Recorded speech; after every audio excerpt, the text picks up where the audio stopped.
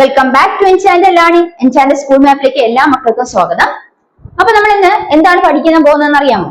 നമ്മൾ കഴിഞ്ഞ ക്ലാസ്സിൽ 9ാം ക്ലാസ്സിൽ കെമിസ്ട്രി ആണ് നോക്കിയത് അല്ലെ. അപ്പൊ 9ാം ക്ലാസ്സിലെ കെമിസ്ട്രിയിൽ നമ്മൾ ആ പാഠം സ്ട്രക്ചർ ഓഫ് ആറ്റം അല്ലെങ്കിൽ ആറ്റത്തിന്റെ ഘടനയൊക്കെ കുറച്ച് ഭാഗങ്ങളൊക്കെ മനസ്സിലാക്കി വെച്ചു. തീർച്ചയായും മക്കൾക്ക് അതൊക്കെ മനസ്സിലായെന്ന് വിശ്വസിക്കുന്നു. അപ്പം മനസ്സിലായോ എന്ന് അറിയാൻ വേണ്ടി നമുക്ക് ചില ക്വസ്റ്റ്യൻസ് ചോദിച്ചു തുടങ്ങിയാലോ? അപ്പൊ ആദ്യം നമ്മൾ ആ പാഠത്തിൽ എന്താ പഠിച്ചത്? ചില മോളിക്യൂൾസിന്റെയും അതിന്റെ കോൺസ്റ്റിറ്റ്യൂയൻസ് അല്ലെ, തന്മാത്രകൾ അല്ലെങ്കിൽ ആ പദാർത്ഥങ്ങളുടെ അതുപോലെ ഘടകമൂലകങ്ങളെ കുറിച്ച് മനസ്സിലാക്കി. അപ്പൊ അതില് നമ്മുടെ ഗ്ലൂക്കോസ് തന്മാത്രയെ കുറിച്ച് മനസ്സിലാക്കി അല്ലെ. ഗ്ലൂക്കോസ് തന്മാത്ര, ഗ്ലൂക്കോസ് എന്ന് പറയുന്ന അതിനെ കുറിച്ച് മനസ്സിലാക്കി. അതുപോലെ തന്നെയാണ് ഷുഗറിനെ കുറിച്ച് മനസ്സിലാക്കി അല്ലെ. ഇപ്പൊ ഷുഗർ സബ്സ്റ്റൻസ് അല്ലെങ്കിൽ ഗ്ലൂക്കോസ് എന്ന് പറയുന്ന സബ്സ്റ്റൻസിലേക്കുള്ള ഘടകമൂലകങ്ങൾ അല്ലെങ്കിൽ കോൺസ്റ്റിറ്റ്യൂന്റ് എലമെന്റ്സ് എന്തൊക്കെയാണെന്ന് മനസ്സിലാക്കി. അതിന്റെ റേഷ്യോ അല്ലെ, ആ ആറ്റംസ് അതിൽ എങ്ങനെ ഏത് റേഷ്യോയിലാണ് ഇരിക്കുന്നതെന്നൊക്കെ മനസ്സിലാക്കി. അപ്പൊ ഞാൻ ചോദിക്കുകയാണ്, ഗ്ലൂക്കോസ് തന്മാത്ര അല്ലെങ്കിൽ ഗ്ലൂക്കോസ് മോളിക്യൂളിന്റെ അല്ലെങ്കിൽ ഗ്ലൂക്കോസ് സബ്സ്റ്റൻസിന്റെ ഘടകമൂലകങ്ങൾ കോൺസ്റ്റിറ്റ്യൂന്റ് എലമെന്റ്സ് എന്തൊക്കെയാണ്? ആർക്ക് പറയാം? അതെ, കാർബൺ, ഹൈഡ്രജൻ, ഓക്സിജൻ. ഇനി ഈ പറയുന്ന കാർബൺ, ഹൈഡ്രജൻ, ഓക്സിജൻ ചേർന്ന് ആ ഘടകമൂലകങ്ങളെ കോൺസ്റ്റിറ്റ്യൂന്റ് എലമെന്റ്സ് ചേർന്ന് മറ്റൊരു തന്മാത്ര അല്ലെങ്കിൽ മറ്റൊരു സബ്സ്റ്റൻസ് ഉണ്ടാക്കാൻ പറ്റും. ഏതാണത്? ഇവിടെ എക്സാമ്പിൾ പറഞ്ഞിരിക്കുന്നതിൽ എന്ത് പറഞ്ഞിട്ടുണ്ട്? ഷുഗർ പറഞ്ഞിട്ടുണ്ട് അല്ലെ. ഷുഗർ എന്ന് പറയുന്നത് കോൺസ്റ്റിറ്റ്യൂന്റ് എലമെന്റ്സ് എന്ത് തന്നെയാണ്? Carbon, hydrogen, oxygen. പക്ഷെ എന്ത് വ്യത്യാസം അവിടെ ഉള്ളത്? അവയിലെ ഈ കോൺസ്റ്റിറ്റ്യൂന്റ് എലമെന്റ്സ് അല്ലെങ്കിൽ ആറ്റങ്ങള് ജോയിൻ ചെയ്യുന്നത് അതിന്റെ ആ അനുപാതം എന്ന് പറയുന്നത് വ്യത്യസ്തമാണ് അല്ലെ. അതിന്റെ റേഷ്യോ ഡിഫറൻസ് ആണ്. ആറ്റംസ് ജോയിൻ ചെയ്യുന്ന റേഷ്യോ ഡിഫറെന്റ് ആണ്. നമ്മൾ ഗ്ലൂക്കോസിന്റെ കാര്യത്തിൽ എടുക്കുകയാണെങ്കിൽ അതിന്റെ രാസസൂത്രം എങ്ങനെയാണ്? C6H12O6. അപ്പൊ അവിടെ C6H12O6 എന്ന് പറയുമ്പോൾ 6 കാർബണും 12 ഹൈഡ്രജനും 6 ഓക്സിജനും ചേർന്നാണ് ഗ്ലൂക്കോസ് തന്മാത്ര ഉണ്ടായിരിക്കുന്നത് അല്ലെ. അപ്പൊ അതിന്റെ റേഷ്യോ എന്ന് പറയുന്നത് എന്താണ്? 6:12:6 അല്ലെങ്കിൽ 1:2:1 എന്ന റേഷ്യോയിലായി തീരും. എന്നാൽ നമ്മൾ ഷുഗറിന്റെ കേസ് എടുക്കുകയാണ്, ഷുഗർ എന്ന് പറയുന്ന സബ്സ്റ്റൻസ് എടുക്കുകയാണെങ്കിൽ അതിലെ കോൺസ്റ്റിറ്റ്യൂന്റ് എലമെന്റ്സ് അല്ലെങ്കിൽ ഘടകമൂലകങ്ങൾ ഏതൊക്കെയാണ്? കാർബൺ, ഹൈഡ്രജൻ, ഓക്സിജൻ തന്നെയാണ്. പക്ഷെ എന്താണ് വ്യത്യാസം? അത് രാസസൂത്രം നമ്മൾ നോക്കുമ്പോൾ കെമിക്കൽ ഫോമിൽ എങ്ങനെ എഴുതുന്നത്? C12H22O11 എന്നാണ് എന്റെ രാസസൂത്രം. അവിടെ നമ്മൾ എന്താ മനസ്സിലാക്കേണ്ടത്? 12 കാർബണും അതുപോലെ തന്നെ 22 ഹൈഡ്രജനും 11 ഓക്സിജനും ചേർന്നാണ് എന്തുണ്ടാകുന്നത്? Sugar molecule. C12H22O11 എന്നാണ് അതിന്റെ കെമിക്കൽ ഫോർമുല അല്ലെ. അപ്പൊ അവിടെ മനസ്സിലാക്കുന്ന ആറ്റംസിന്റെ റേഷ്യോ അല്ലെങ്കിൽ ആ ആറ്റംസ് ജോയിൻ ചെയ്യുന്ന അല്ലെങ്കിൽ അവൻ ഒന്നിച്ചിരിക്കുന്ന ആ അനുപാതം എന്ന് പറയുന്നത് എന്താണ്? 12:20:11. അവിടെ നമ്മൾ ഈ പറയുന്ന ആറ്റത്തിന്റെ അറേഞ്ച്മെന്റ് ഒക്കെ ഡിഫറെന്റ് ആണെന്ന് മനസ്സിലാക്കി അല്ലെ. ആറ്റംസ് സെയിം ആണ്, പക്ഷെ അതിന്റെ റേഷ്യോ കമ്പയർ റേഷ്യോ അല്ലെങ്കിൽ അനുപാതം എന്തായിരുന്നു വ്യത്യസ്തമാണ് മനസ്സിലാക്കി. ഇനി അപ്പൊ നമ്മൾ മനസ്സിലാക്കിയത് എന്താണ്? ഇതിൽ നമ്മൾ എന്താണ് മോളിക്യൂൾസ് അല്ലെങ്കിൽ തന്മാത്ര എന്ന് മനസ്സിലാക്കി. എന്താണ് മോളിക്യൂൾസ് അല്ലെങ്കിൽ തന്മാത്ര എന്ന് പറയുന്നത്? പറയാമോ? ആർക്ക് പറയാം? What are molecules? അതെ, molecules are particles which show all properties of substance and have a free existence അല്ലെ. മോളിക്യൂൾസ് എന്ന് പറയുന്നത് എന്താണ്? അവ എന്താണ്? ഒരു പദാർത്ഥത്തിന്റെ എല്ലാ സ്വഭാവങ്ങൾ കാണിക്കുന്നതും അല്ലെങ്കിൽ എല്ലാ ഗുണങ്ങൾ ഉള്ളതും സ്വതന്ത്ര അവസ്ഥയിൽ നിലനിൽക്കാൻ സാധിക്കുന്നതുമാണ് ഏറ്റവും ചെറിയ കണികയാണ് എന്ത് വിളിക്കുന്നത്? തന്മാത്ര എന്ന് വിളിക്കുന്നത് അല്ലെ. ഇനി നമ്മൾ പറഞ്ഞു ഡിഫറെന്റ് സബ്സ്റ്റൻസിന്റെ മോളിക്യൂൾസ് ഡിഫറെന്റ് ആയിരിക്കും അല്ലെ. വ്യത്യസ്ത തന്മാത്രകൾ, വ്യത്യസ്ത പദാർത്ഥങ്ങളുടെ തന്മാത്രകൾ എങ്ങനെയിരിക്കും? വ്യത്യസ്തമായിരിക്കും. അത് നമ്മളിവിടെ മനസ്സിലാക്കിയതാണ്. നമ്മൾ വെള്ളം, വാട്ടർ എന്ന് പറയുമ്പോഴത്തേക്ക് ഏതൊക്കെ ചേർന്നാണ്? അതെ, ഹൈഡ്രജനും ഓക്സിജനും ചേർന്നാണ് അല്ലെ. എന്നാൽ ഗ്ലൂക്കോസ് എന്ന് പറയുമ്പോൾ കാർബണും ഹൈഡ്രജനും ഓക്സിജൻ. അപ്പൊ ഇവിടെ വ്യത്യസ്തമായ സബ്സ്റ്റൻസ്, ഡിഫറെന്റ് സബ്സ്റ്റൻസ് ആണെങ്കിൽ വ്യത്യസ്ത പദാർത്ഥങ്ങളാണ്. അവയുടെ തന്മാത്രകൾ എങ്ങനെയിരിക്കും? വ്യത്യസ്തപ്പെട്ടിരിക്കും. അതുപോലെ തന്നെ അവയുള്ള ഘടകമൂലകങ്ങൾ അല്ലെങ്കിൽ ആറ്റങ്ങളുടെ അനുപാതം എന്ന് പറയുന്നത് വ്യത്യസ്തപ്പെട്ടിരിക്കും. നമ്മൾ പഠിച്ചതാണ് അല്ലെ. അതൊക്കെ നമ്മൾ മനസ്സിലാക്കി. ഇനി അതിൽ നിന്നെല്ലാം നമ്മൾ എന്താ മനസ്സിലാക്കിയത്? ഈ തന്മാത്രകൾ എന്ന് പറയുന്നത് എന്തുകൊണ്ട് ഉണ്ടാക്കിയിരിക്കുന്ന ഘടകമൂലകങ്ങളെ ആറ്റംസ് കൊണ്ടാണ് ഉണ്ടാക്കുന്നത് അല്ലെ. ഘടകമൂലകങ്ങളെ ആറ്റംസുകൾ ചേർന്നാണ് ഈ തന്മാത്ര ഉണ്ടായിരിക്കുന്നത് മനസ്സിലാക്കി. അപ്പൊ ഈ തന്മാത്ര എന്ന് പറയുമ്പോഴത്തേക്കും ആ ആറ്റത്തിനെ കാട്ടി ആ തന്മാത്ര ഉണ്ടായിരിക്കുന്നത് ആറ്റങ്ങൾ ചേർന്നാണ്. ഈ ആറ്റത്തിനെ കാട്ടി ചെറിയ കണങ്ങളുണ്ട് എന്ന് മനസ്സിലാക്കി. അപ്പൊ അത് എന്ത് പേരിട്ട് വിളിച്ചു? വിളിച്ചത്? സബ് അറ്റോമിക് കണങ്ങൾ, സബ് അറ്റോമിക് പാർട്ടിക്കിൾസ് പേരിട്ടാണ് വിളിച്ചത്. അപ്പൊ അവർക്ക് എക്സാമ്പിൾസ് നമ്മൾ വിളിച്ചു. ഏതൊക്കെയാണ്? 3 സബ് അറ്റോമിക് പാർട്ടിക്കിൾസ് പഠിച്ചത്. Electron, proton, neutron. കിട്ടിയോ? അത്രയും കാര്യം ഓർമ്മ വന്നോ? ഇനി നമ്മൾ അതിനുശേഷം പഠിച്ചതാണ് ഡിസ്ചാർജ് എക്സ്പെരിമെന്റിനെ കുറിച്ച് പഠിച്ചു. ഇലക്ട്രോൺ ഡിസ്കവറിയെ കുറിച്ച് പഠിച്ചു അല്ലെ. അപ്പൊ ഡിസ്ചാർജ് എക്സ്പെരിമെന്റ് ആരാ കണ്ടക്ട് ചെയ്തത്? ആർക്ക് പറയാം? വില്യം ക്രൂക്സ് ആണ് ഡിസ്ചാർജ് എക്സ്പെരിമെന്റ് കണ്ടക്ട് ചെയ്തത്. അതിലൂടെയാണ് കാഥോഡ് റേസിനെ കുറിച്ച് മനസ്സിലാക്കിയത് അല്ലെ. അപ്പൊ കാഥോഡ് റേസ് എന്താണ്? അവിടെ കാഥോഡ് റേസ് ഉണ്ട് എന്ന് മനസ്സിലാക്കിയത് എങ്ങനെയാണ്? ആ എക്സ്പെരിമെന്റ് നടത്തിയപ്പോ മനസ്സിലായത്? അതെ, ആനോഡ് അല്ലെ. ആനോഡ് എന്ന് പറയുന്ന ആനോഡിന്റെ തൊട്ട് പുറകെ കാണുന്ന എന്താണ്? ഗ്ലാസ് വാളിൽ സിങ്ക് സൾഫേറ്റ് കോട്ടിംഗ് ഉണ്ടായിരുന്നു. അവിടെ ഈ ഈ റേസ് കാഥോഡിൽ നിന്ന് പോകുന്ന റേസ് ചെന്നിട്ട് തട്ടിയപ്പോ അവിടെ എന്ത് കാണാൻ സാധിച്ചു? ലൈറ്റ് ഗ്രീൻ ഗ്ലോ കാണാൻ സാധിച്ചു. അപ്പൊ ആ ലൈറ്റ് ഗ്രീൻ ഗ്ലോ എന്ന് പറയുന്നത് ആ കാഥോഡിൽ എമിറ്റ് ചെയ്ത റേസ് കൊണ്ടാണ് ഉണ്ടായതെന്ന് മനസ്സിലാക്കി ആ റേസ് കാഥോഡിൽ നിന്ന് വന്നുകൊണ്ട് അതിന് എന്ത് പേരിട്ട് വിളിച്ചു മക്കളെ? അതെ, കാഥോഡ് റേസ് എന്ന് പേരിട്ട് വെച്ചു. ഇനി അതിനെ കുറിച്ച് കൂടുതൽ എക്സ്പെരിമെന്റ്സ് ഒക്കെ കണ്ടക്ട് ചെയ്ത് അതിന്റെ ക്യാരക്ടേഴ്സ്, എന്താണ് അതിന്റെ സവിശേഷതകൾ മനസ്സിലാക്കി. എന്തൊക്കെയാ കാഥോഡ് റേസിന്റെ സവിശേഷത ക്യാരക്ടേഴ്സ് എന്ന് പറയുന്നത്? ഒന്ന് മനസ്സിലാക്കി അല്ലെ, അതിന് ട്രാവൽ ചെയ്യാൻ പറ്റും, സ്ട്രെയിറ്റ് ലൈനിൽ കൂടെയാണ് അത് ട്രാവൽ ചെയ്യുന്നത് മനസ്സിലാക്കി. എങ്ങനെ മനസ്സിലാക്കി? അതെ, അതിന്റെ പാത്തില് ഒപ്പേക്ക് ആയിട്ടുള്ള ഒബ്ജക്റ്റ്, ലൈറ്റ് കടത്തിയിടാത്ത ഒബ്ജക്റ്റ് വെച്ചപ്പോ എന്ത് സംഭവിച്ചു? കാഥോഡ് റേസ് അതിന്റെ ഷാഡോ, ഒബ്ജക്റ്റിന്റെ ഷാഡോ അവിടെ ഉണ്ടാക്കി. അപ്പൊ നമുക്ക് മനസ്സിലായി എന്താണ് കാഥോഡ് റേസ് സ്ട്രെയിറ്റ് ലൈനിൽ കൂടെ പാസ് ചെയ്യുന്നത് മനസ്സിലാക്കി. രണ്ടാമത്തെ ക്യാരക്ടേഴ്സ് എന്താണ്? It have mass. Cathode rays have mass അല്ലെ. മാസ് ഉണ്ടെന്ന് എങ്ങനെ മനസ്സിലാക്കി? ഒരു സ്മോൾ പാഡൽ വീൽ കാഥോഡ് റേസിന്റെ പാത്തി വെച്ച സമയത്ത് ആ പാഡൽ വീല് റൊട്ടേറ്റ് ചെയ്തു. അപ്പൊ അതിന്റെ അർത്ഥം എന്താണ്? കാഥോഡ് റേസിലുള്ള പാർട്ടിക്കിൾസിന് മാസ് ഉള്ളത് കൊണ്ടാണ് ആ പാഡൽ വീലിനെ റൊട്ടേറ്റ് ചെയ്യാൻ സാധിച്ചത് മനസ്സിലാക്കി. അപ്പൊ അത് നമ്മളവിടെ പഠിച്ചു. അടുത്ത പഠിച്ച എന്താണ്? ഒരു ഇലക്ട്രിക് ഫീൽഡ്, ഈ റേസിന് രണ്ട് വശത്തും ഇലക്ട്രിക് ഫീൽഡ് അപ്ലൈ ചെയ്ത സമയത്ത് എന്ത് സംഭവിച്ചു? അത് കാഥോഡ് റേസ് പോസിറ്റീവ് സൈഡിലേക്ക് അട്രാക്ട് ചെയ്യുന്നിട്ട് കാണാൻ സാധിച്ചു അല്ലെ. പോസിറ്റീവ് സൈഡിലേക്ക് അട്രാക്ട് ചെയ്തപ്പോൾ മനസ്സിലായി എന്താണ്? Cathode rays attraction positive side വരണമെങ്കിൽ അത് ഓപ്പോസിറ്റ് ചാർജ് ആയിരിക്കും അല്ലെ. അപ്പൊ അത് എന്തൊരു ചാർജ് ആയിരിക്കും? കാഥോഡ് റേസിന് നെഗറ്റീവ് ചാർജ് ആണ് കാഥോഡ് റേസ് എന്ന് മനസ്സിലാക്കി. ഇനി പറയുന്നത് ഇലക്ട്രിക് ഫീൽഡ് പോലെ തന്നെ കാഥോഡ് റേസിന്റെ പാത്തിനെ ആർക്കും ഡിഫ്ലക്ട് ചെയ്യാൻ, അവിടെ പാത്ത് ആരെ ഡിഫ്ലക്ട് ചെയ്യും? മാഗ്നറ്റിക് ഫീൽഡും ഡിഫ്ലക്ട് ചെയ്യും. ഓക്കെ, ഇലക്ട്രിക് ഫീൽഡ് പോലെ തന്നെ മാഗ്നറ്റിക് ഫീൽഡും കാഥോഡ് റേസിന്റെ പാത്തിനെ ഡിഫ്ലക്ട് ചെയ്യാൻ സാധിക്കും. ഇത്രയാണ് നമ്മൾ പ്രോപ്പർട്ടീസ് പഠിച്ചത് അല്ലെ. ഇനി മക്കൾ നമ്മൾ പഠിച്ചത് എന്താണ്? കാഥോഡ് റേസിന്റെ അകത്ത് നമ്മൾ ഡിസ്ചാർജ് ട്യൂബ് എക്സ്പെരിമെന്റ് കണ്ടക്ട് ചെയ്തതിലൂടെയാണ് കാഥോഡ് റേസിനെ കുറിച്ച് മനസ്സിലാക്കി അല്ലെ. ഇനി പഠിക്കാൻ പോകുന്ന പോയിന്റ് നോക്കിയേ. The properties of cathode rays do not change on changing the gas inside a tube or the metals with which the electrodes are made. നമ്മൾ കഴിഞ്ഞ ദിവസം പഠിച്ചത് ഡിസ്ചാർജ് ട്യൂബ് എക്സ്പെരിമെന്റ് നമ്മൾ കാഥോഡ് റേസ് എന്താണെന്ന് മനസ്സിലാക്കി. ഇനി അതിന്റെ പ്രോപ്പർട്ടീസ് മനസ്സിലാക്കി. ഇനി മറ്റൊരു പ്രോപ്പർട്ടി ആണ് ഇവിടെ പറയാൻ പോകുന്നത്. എന്താണ്? അതായത് കാഥോഡ് റേസിന്റെ മറ്റൊരു പ്രോപ്പർട്ടി എന്ന് പറയുന്നത് ഏത് ഗ്യാസ് ഡിസ്ചാർജ് ട്യൂബിൽ എടുത്താലും അല്ലെങ്കിൽ ഏത് മെറ്റൽ ഇലക്ട്രോഡ്സ് ആയിട്ട് എടുത്താലും ആ കാഥോഡ് റേസിന്റെ പ്രോപ്പർട്ടിക്ക് ചേഞ്ച് ഒന്നും വരില്ല. അതാണ് അതിന്റെ പ്രധാനപ്പെട്ട ഒരു പ്രോപ്പർട്ടി. അതിൽ നിന്ന് മനസ്സിലാക്കാം. This indicates that particles in cathode rays are present in all substances. അപ്പൊ എല്ലാ സബ്സ്റ്റൻസിലെയും പാർട്ടിക്കിൾസിൽ എന്തുണ്ട്? കാഥോഡ് റേസ് കാണുന്നു. Particles in cathode rays are present in all substance. എല്ലാ സബ്സ്റ്റൻസിലും കാഥോഡ് റേസിലെ പാർട്ടിക്കിൾസ് കാണപ്പെടുന്നു അതിന് മനസ്സിലാക്കുക. ആ പാർട്ടിക്കിൾസിന് എന്ത് വിളിച്ചു? ഇലക്ട്രോൺസ് എന്ന് വിളിച്ചു. മനസ്സിലായോ? അപ്പൊ എന്താണ് കാഥോഡ് റേസിന്റെ മറ്റു പ്രോപ്പർട്ടി നമ്മൾ പറഞ്ഞേ? property of cathode rays is that it do not change. The properties of cathode rays do not change. അതാണ് പ്രധാനമായിട്ട് മനസ്സിലാക്കുന്നത്. കാഥോഡ് റേസിന്റെ പ്രോപ്പർട്ടീസ് അല്ലെങ്കിൽ അതിന്റെ ഒരു പ്രത്യേകതകൾ ഒരിക്കലും മാറില്ല. എന്തുകൊണ്ടാണ് മാറില്ല? എങ്ങനെ മനസ്സിലാക്കി? നമുക്ക് ഡിസ്ചാർജ് ട്യൂബിലത്തെ ഗ്യാസ് ചേഞ്ച് ചെയ്തു, മെറ്റൽസ് ഇലക്ട്രോഡ് ആയിട്ട് യൂസ് ചെയ്ത മെറ്റൽസ് ഒക്കെ മാറ്റി വെച്ച് നോക്കി, എപ്പോഴും എന്തെല്ലാം സംഭവിച്ചിട്ടും കാഥോഡ് റേസിന്റെ പ്രോപ്പർട്ടീസിന് മാറ്റമൊന്നും സംഭവിച്ചില്ല. അതിന് മനസ്സിലാക്കാത്തത് എല്ലാ സബ്സ്റ്റൻസിലും കാഥോഡ് റേസിന്റെ പാർട്ടിക്കിൾസ് ഉണ്ട്. Particles in cathode rays are present in all substance. Cathode റേസിലെ പാർട്ടിക്കിൾസ് എല്ലാ സബ്സ്റ്റൻസിലും കാണും. ആ പാർട്ടിക്കിൾസിന് എന്ത് പേരിട്ട് വിളിച്ചു? ഇലക്ട്രോൺസ് എന്ന് പേരിട്ട് വിളിച്ചു. കിട്ടിയോ? അപ്പൊ ഇലക്ട്രോൺസ് എന്താണെന്ന് മനസ്സിലായോ? അടുത്ത് നമ്മൾ പഠിച്ചത് എന്താണ്? ഇനി അടുത്ത് പഠിക്കാൻ പോകുന്നത് charge to electric charge to mass of an electron അല്ലെ. ആ റേഷ്യോ ഇബിഎം റേഷ്യോ, അതായത് electric charge to mass of ratio കണ്ടെത്തിയത് ജെ തോംസൺ ആണ് കേട്ടോ. ഇബിഎം റേഷ്യോ അല്ലെങ്കിൽ ratio of electric charge to mass of an electron. Electric charge to mass of എന്ന് പറഞ്ഞാൽ electric charge ആണ്, എം എന്ന് പറഞ്ഞാൽ മാസ് ആണ്. ഇത് രണ്ടും ഇലക്ട്രോണിന്റെ. അപ്പൊ electric charge to mass of an electron എന്താണ്? ഇലക്ട്രോണിന്റെ എന്താണ് മാസും അതുപോലെ ഇലക്ട്രിക് ചാർജും അതിന്റെ ആ റേഷ്യോ എന്ന് പറയുന്നത് ഡിറ്റർമിൻ ചെയ്ത ആരാണ്? ജെ തോംസൺ എന്ന സയന്റിസ്റ്റ് ആണ് കേട്ടോ. Electric charge to mass of electron, ഇലക്ട്രോണിന്റെ മാസും ഇലക്ട്രിക് ചാർജും റേഷ്യോ ഡിറ്റർമിൻ ചെയ്ത ആരാണെങ്കിൽ കണ്ടെത്തിയത് ആരാണ്? ജെ തോംസൺ ആണ്.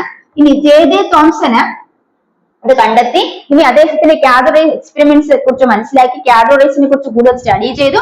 അദ്ദേഹം 1906 അദ്ദേഹത്തിന് ഡിസ്ചാർജ് ട്യൂബ് എക്സ്പെരിമെന്റ്സിന് നൊബൽ പ്രൈസ് ലഭിക്കുന്നുണ്ട്. അപ്പൊ 1906 നൊബൽ പ്രൈസ് ലഭിക്കുന്നത് ആർക്കാണ്? ജെ തോംസൺ ആണ്. ഡിസ്ചാർജ് ട്യൂബ് എക്സ്പെരിമെന്റ്സിനാണ് ഇവിടെ നോക്കി വെക്കാം. അപ്പൊ നമ്മൾ ഇവിടെ എന്തൊക്കെ പ്രോപ്പർട്ടീസ് പഠിച്ചു? Cathode rays properties of cathode rays do not change. Why? that is even after removing the if you are taking any gas within the discharge tube ഏത് ഗ്യാസ് എടുത്താലും, if you are using any metal as electrodes, metal ആയിട്ട് ഏത് electrodes ഉപയോഗിച്ചാലും cathode റേസിന്റെ properties does not change. അതാണ് നമ്മൾ പഠിച്ച പ്രധാനപ്പെട്ട ഒരു പോയിന്റ്. അടുത്ത എന്താ പഠിച്ചത്? അതിന്റെ അർത്ഥം എന്താണ്? എല്ലാ സബ്സ്റ്റൻസിലും കാഥോഡ് റേസിന്റെ പാർട്ടിക്കിൾസ് കാണും. All substance contains particles of cathode race and those particles are called electrons. അതിനെ ആ പാർട്ടിക്കിൾസ് അല്ലെങ്കിൽ ആ കണങ്ങൾ എന്ത് പേരിട്ട് വിളിച്ചു? ഇലക്ട്രോൺസ് എന്ന് പേരിട്ട് വിളിച്ചു കേട്ടോ. ഇനി electric charge to mass electron എന്ന് പറഞ്ഞ റേഷ്യോ കണ്ടെത്തുന്നത് ജെ തോംസൺ ആണ്. ഇബയം റേഷ്യോ ആണ്. അതിന് അദ്ദേഹത്തിന് പിന്നെ അതുപോലെ തന്നെ അദ്ദേഹത്തിന് 1906 നൊബേൽ പ്രൈസ് ഫിസിക്സിന് ലഭിച്ചത് എന്തിനാണ്? ഡിസ്ചാർജ് എക്സ്പെരിമെന്റ്സിനാണ് കേട്ടോ. അപ്പൊ ഇത്രയും കാര്യങ്ങളാണ് നമ്മൾ ആ ഒരു പോയിന്റിൽ മനസ്സിലാക്കേണ്ടത്. അപ്പോൾ ടെക്സ്റ്റ് ബുക്കിൽ 2 ക്വസ്റ്റ്യൻസ് ചോദിച്ചിട്ടുണ്ട്. നിങ്ങൾക്ക് ആൻസർ ചെയ്യാൻ പറ്റും നോക്കേ. How was it proved that electrons have mass? ഇലക്ട്രോൺസിന് മാസ് ഉണ്ടെന്ന് എങ്ങനെ പ്രൂവ് ചെയ്യാൻ സാധിച്ചു? നമ്മൾ പഠിച്ചതാണ് അല്ലെ? കാഥോഡ് റേസിലെ ഇലക്ട്രോൺസിന്റെ ക്യാരക്ടറിസ്റ്റിക്സ് പഠിച്ചപ്പോൾ നമ്മൾ പറഞ്ഞാണ്, ഒരു പാഡൽ വീൽ കാഥോഡ് റേസിന്റെ പാത്തിൽ വെച്ച സമയത്ത് ആ പാഡൽ വീൽ എന്ത് ചെയ്തു? റൊട്ടേറ്റ് ചെയ്തു. That indicates that electrons has mass. അത് ഇന്ന് നമുക്ക് മനസ്സിലാക്കാൻ ഇലക്ട്രോൺസിന് എന്തുണ്ട്? മാസ് ഉണ്ടെന്ന് മനസ്സിലാക്കാൻ പഠിച്ചു അല്ലെ? ഇനി cathode rays cast shadow opaque objects അല്ലെ? ഒപ്പേക് ഒബ്ജക്ട്സിന്റെ ഷാഡോ കാഥോഡ് റേസ് ഉണ്ടാക്കുന്നു. Those place in their path. What can be inferred from this? Cathode rays അതിന്റെ പാത്തിലിരിക്കുന്ന ഒപ്പേക് ഒബ്ജക്ട്സിന്റെ ഷാഡോസ് ഉണ്ടാക്കുക എന്ന് പറഞ്ഞാൽ അതിന്റെ അർത്ഥം എന്താണ്? കാഥോഡ് റേസ് സ്ട്രെയിറ്റ് ലൈനിൽ മാത്രമേ മൂവ് ചെയ്യുള്ളൂ എന്നാണ് എന്റെ അർത്ഥം. അപ്പൊ ആ 2 ക്വസ്റ്റിന്റെ ആൻസർ മനസ്സിലായോ? നമ്മൾ പഠിച്ചതാണ്. റിവിഷൻ ആയിട്ട് നിങ്ങൾ മനസ്സിലാക്കി വെക്കാം. അപ്പൊ അത്രയും കാര്യങ്ങൾ മനസ്സിലാക്കേണ്ടത്. ഇനി നെക്സ്റ്റ് നമ്മൾ പഠിക്കാനുള്ള ടെക്സ്റ്റ് ബുക്കിൽ പറഞ്ഞിരിക്കുന്നത് പ്രോട്ടോണെ കുറിച്ചാണ്. അപ്പൊ നമ്മൾ ഫസ്റ്റ് മനസ്സിലാക്കിയത് ഡിസ്ചാർജ് ട്യൂബ് എക്സ്പീരിയൻസിലൂടെ കാഥോഡ് റേസിനെ കുറിച്ച് പഠിച്ചു അല്ലെ? കാഥോഡ് റേസിന്റെ പ്രോപ്പർട്ടീസിനെ കുറിച്ച് പഠിച്ചു. അതിന്റെ പ്രോപ്പർട്ടീസിന്റെ വ്യത്യാസങ്ങളെ കുറിച്ചൊക്കെ മനസ്സിലാക്കി. ഇനി പഠിക്കാൻ പോകുന്ന പോയിന്റ് എന്താണ്? പ്രോട്ടോൺ കേട്ടോ. പ്രോട്ടോൺ.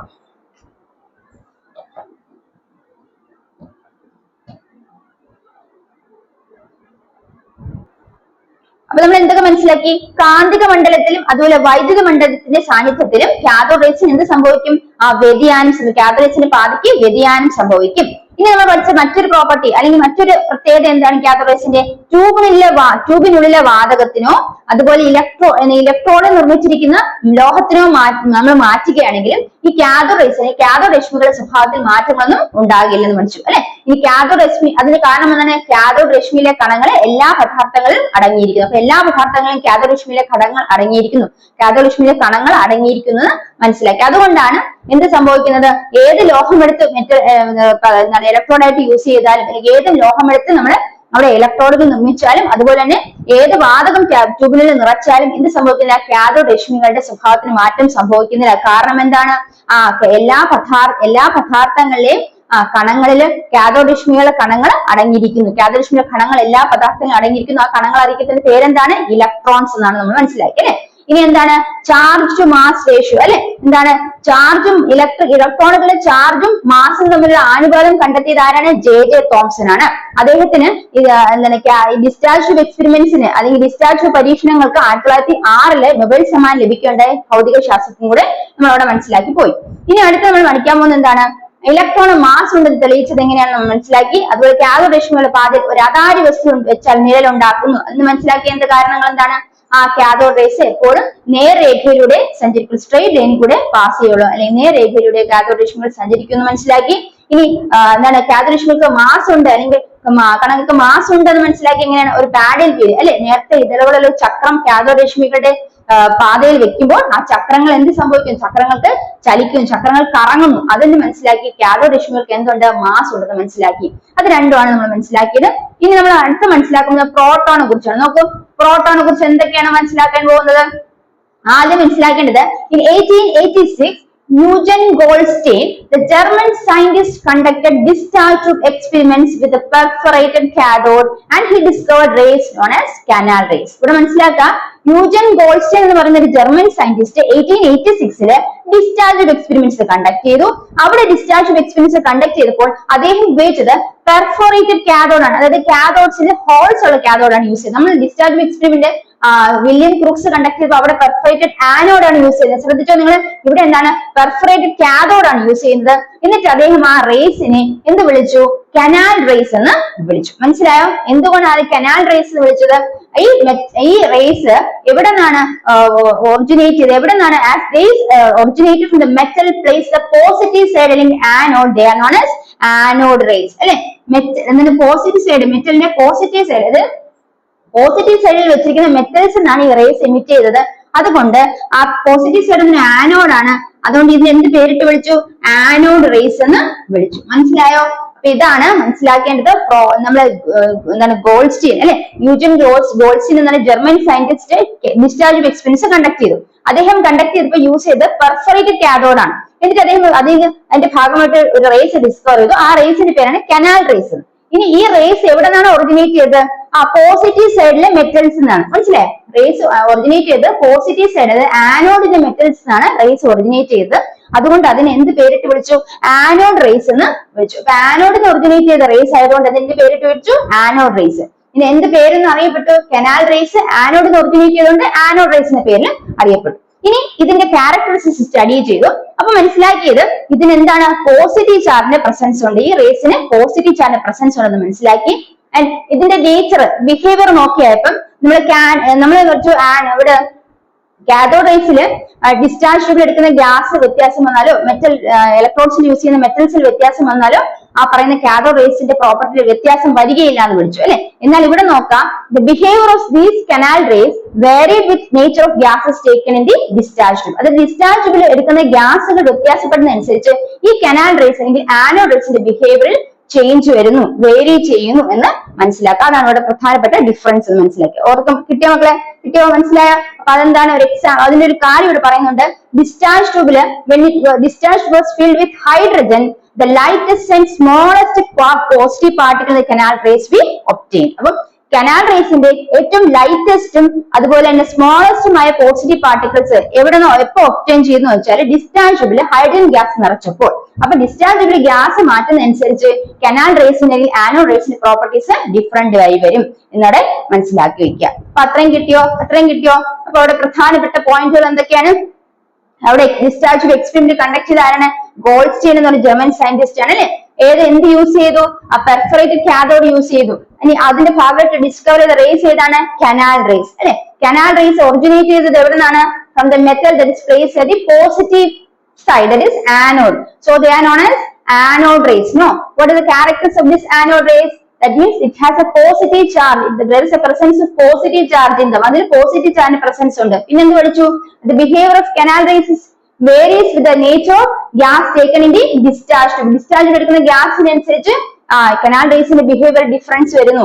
അപ്പൊ ഏറ്റവും സ്മോളസ്റ്റും ലൈറ്റസ്റ്റും പോസിറ്റീവ് പാർട്ടിക്കിൾസ് കനാൽ റേസിൽ ഒബ്റ്റെയിൻ ചെയ്യുന്ന എവിടെയാണ്? എപ്പോഴാണ്? ഡിസ്ചാർജ് ട്യൂബിൽ ഹൈഡ്രജൻ ഗ്യാസ് ഫിൽ ചെയ്തപ്പോൾ. മനസ്സിലായോ? ഇത്രയും പോയിന്റ്സ് മനസ്സിലായോ? ഇനി ഇവിടെ അടുത്ത് പഠിക്കാൻ പോകുന്നത് എന്താണ്? Ernest Rutherford was the one who discovered this as a subatomic particle. ഈ പറയുന്നത് ഒരു സബറ്റോമിക് പാർട്ടിക്കിൾ ആണ് എന്ന് കണ്ടെത്തിയത് ആരാണ്? ഏർണസ്റ്റ് റൂദർഫോർഡ് ആണ്. And he named it as proton. Anode rays എന്ന് പറയുന്നതും എന്താണ്? ഒരു സബറ്റോമിക് പാർട്ടിക്കിൾ ആണെന്ന് കണ്ടെത്തുകയും അതിന് പ്രോട്ടോൺ എന്ന പേര് കൊടുത്തത് ആരായിരുന്നു? ഏർണസ്റ്റ് റൂദർഫോർഡ് ആയിരുന്നു കേട്ടോ. Ernest Rutherford. So Ernest Rutherford was the one who discovered proton. അപ്പൊ പ്രോട്ടോൺ ഡിസ്കവർ ചെയ്ത ആരാണ്? Ernest Rutherford. അപ്പൊ ഇത്രയും പോയിന്റ്സ് കിട്ടിയോ? എന്തൊക്കെ മനസ്സിലാക്കി? നമ്മൾ പഠിച്ചു ഗോൾസ്റ്റീൻ ഓഗൻ ഗോൾസ്റ്റീൻ എന്ന ജർമ്മൻ ശാസ്ത്രജ്ഞൻ എന്ത് ചെയ്തു?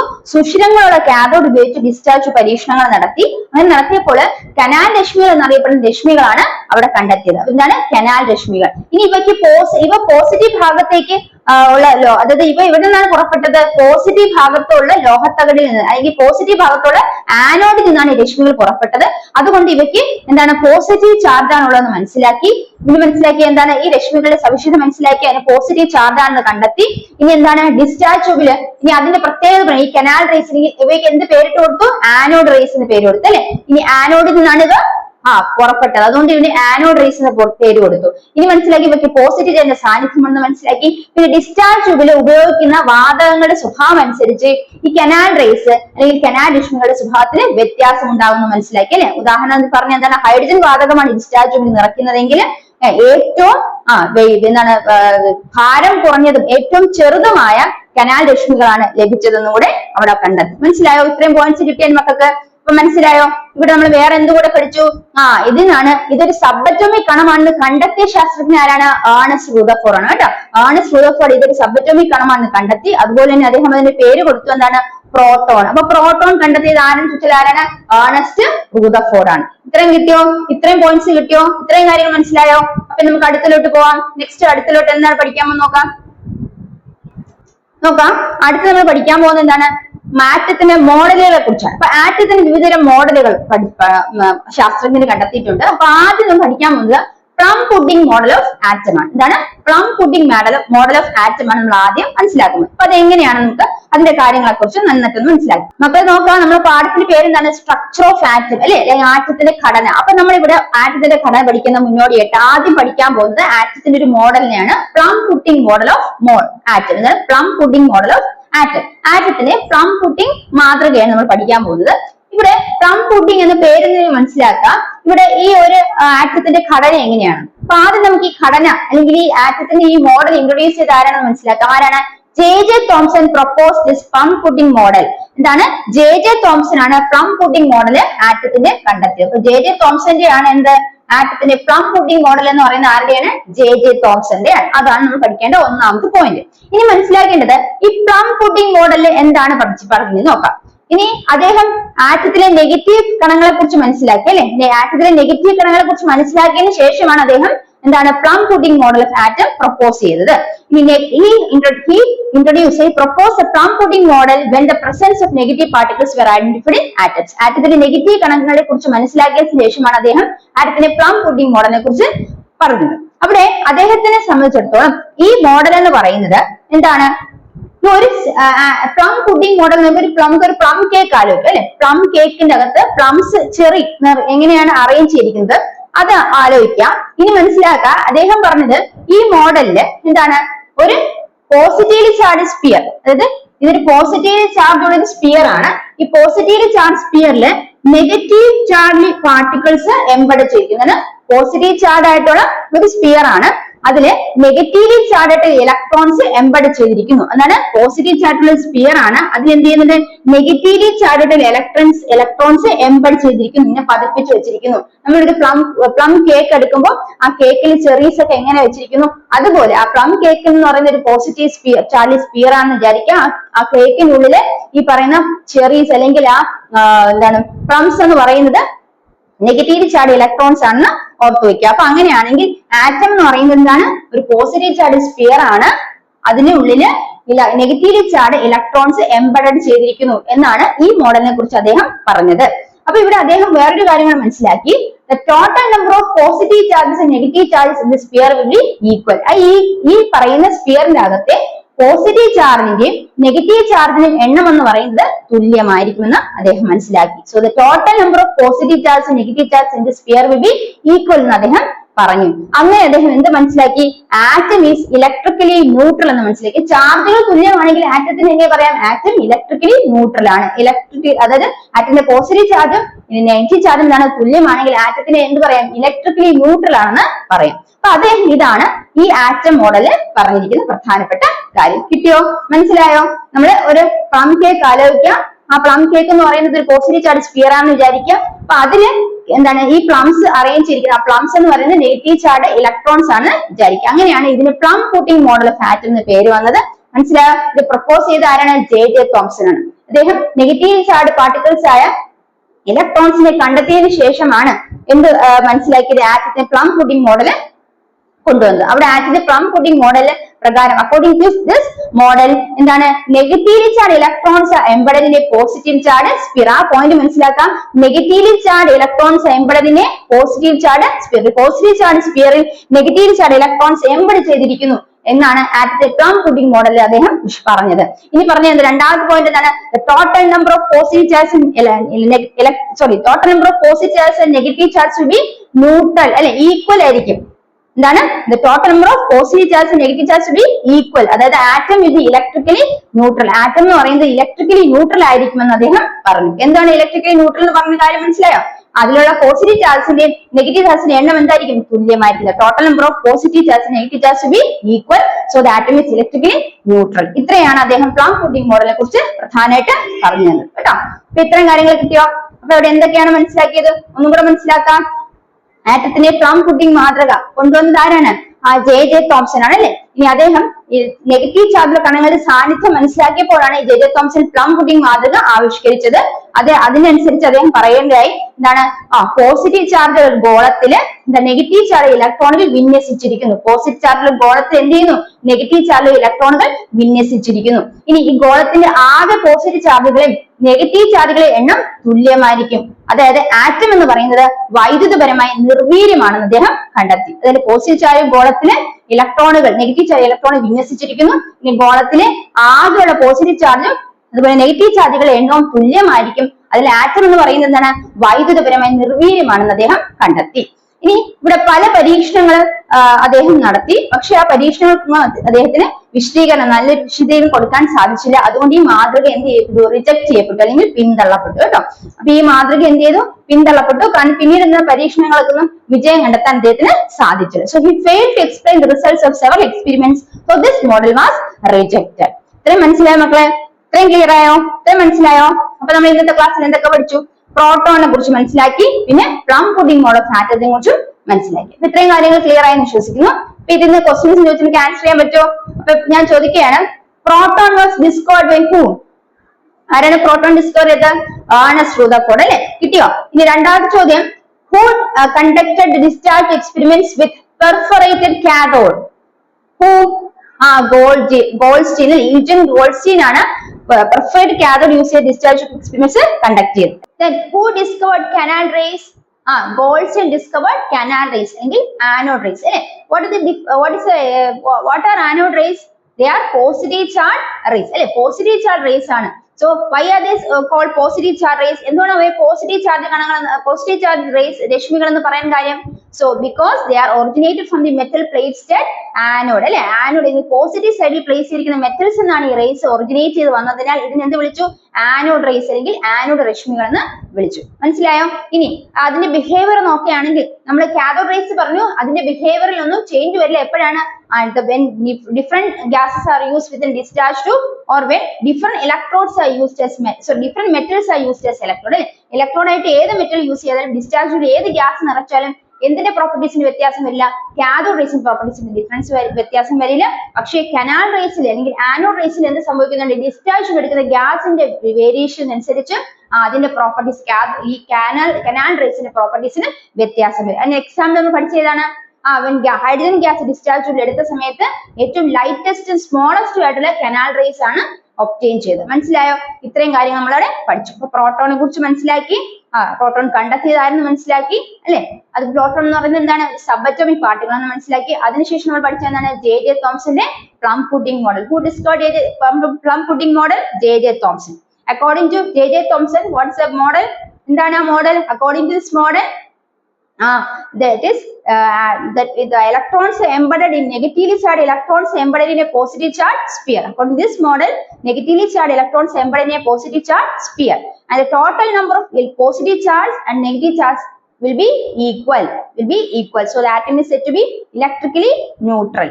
ഇത്രയും കാര്യം നമ്മൾ J.J. Thomson plum pudding model പഠിച്ചത്. ഇനി several experiments were conducted by him, but he could not give the exact results. അദ്ദേഹത്തിന് എക്സാക്ട് റിസൾട്ട്സ് എക്സ്പെരിമെന്റ്സിനെ കണ്ടക്ട് ചെയ്യാൻ സാധിച്ചില്ല. എക്സ്പെരിമെന്റ്സ് ഒക്കെ നടത്തിയെങ്കിലും അതിന്റെ ഫലം അല്ലെങ്കിൽ അതിനെ എക്സ്പ്ലെയിൻ ചെയ്യാൻ അദ്ദേഹത്തിന് സാധിച്ചില്ല. So this model was rejected.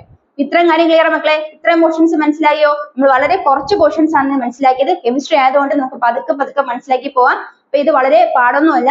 ഈ 2 പോയിന്റ്സ് നിങ്ങൾക്ക് സെറ്റ് ആയോ? ക്ലിയർ ആയോ? തീർച്ചയായും നമ്മൾ അടുത്ത ക്ലാസ്സിൽ ബാക്കി പോർഷൻസ് കണ്ടിന്യൂ ചെയ്യും. അപ്പൊ ഇത് ക്ലിയർ ആയെങ്കിൽ നന്നായി മനസ്സിലാക്കി വെക്കാം, പഠിച്ചു വെക്കാം. അപ്പം ഇനി അടുത്ത ക്ലാസ്സിൽ നമുക്ക് അടുത്ത പോർഷൻസ് മനസ്സിലാക്കാം. ഈ ക്ലാസ് യൂസ്ഫുൾ ആയെങ്കിൽ നിങ്ങൾക്ക് മനസ്സിലായെന്ന് തോന്നുകയാണെങ്കിൽ തീർച്ചയായും ക്ലാസ് സബ്സ്ക്രൈബ് ചെയ്യുക, ഷെയർ ചെയ്യുക, ലൈക്ക് ചെയ്യുക, കമന്റ് ചെയ്യുക. അടുത്ത ക്ലാസ്സിൽ കാണുന്നവരെ bye from me. Thank you.